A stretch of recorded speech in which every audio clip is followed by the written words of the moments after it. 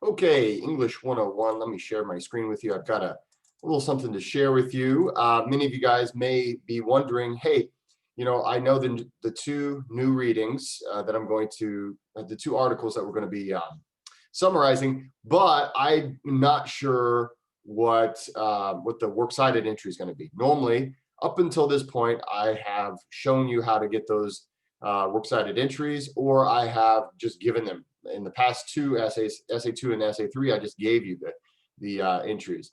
What I'm going to do is I'm going to show you an easy way to get the works cited entries. If you take a look at the essay 3 works cited entries, just go back to that last essay where I gave you those works cited.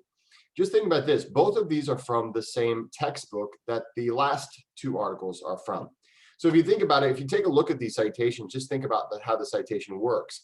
The first thing you're going to see is the author's last name, comma, first name, period.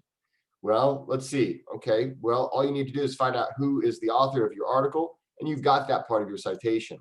The next part is the title of the article. Well, you know what the titles of the articles are, so you can put that into your citation.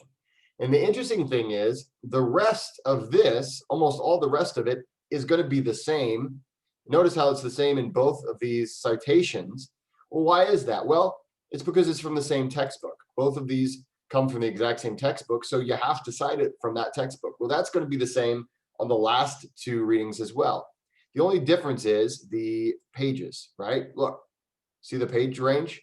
Well, that's just basically saying it starts on page 554, it ends on 575. So this entire page range that's what I'm citing. Well, guess what? You can just take a look at those articles and say, well, okay, I'm just going to put the page range here. And then anytime you use anything from this article, you know that you have to cite the page, right? So you know it's going to be in there. For your summaries, that page range needs to be at the end of your summary.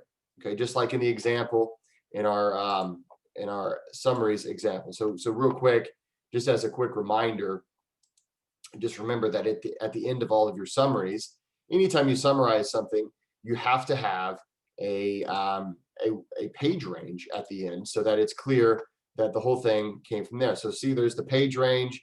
This particular one's a little bit different. But normally, like I said at the beginning of the semester, normally I do this to teach a lesson in class. So we would have to change to make sure these match, because these two things must match. Well, in this case, we didn't have that lesson simply because we didn't have the in-class session, but essentially it should be 343 on both of them, because the works cited entry needs to match the page range that is in the summary. So it's just something quick there. Anyway, that's how to find your works cited entries for essay 4. Just take a look at the ones for essay 2 or essay 3 and change out the information that's different, and you've got your citation right there. All right, guys, that's a little tip I wanted to give you in the first week, and make sure that everybody is on a good pace. Hopefully you're working well with your arguments. Remember, if you want to bounce any ideas off of me, please get a hold of me. I'd be happy to do that with you. All right, go ahead and get to work.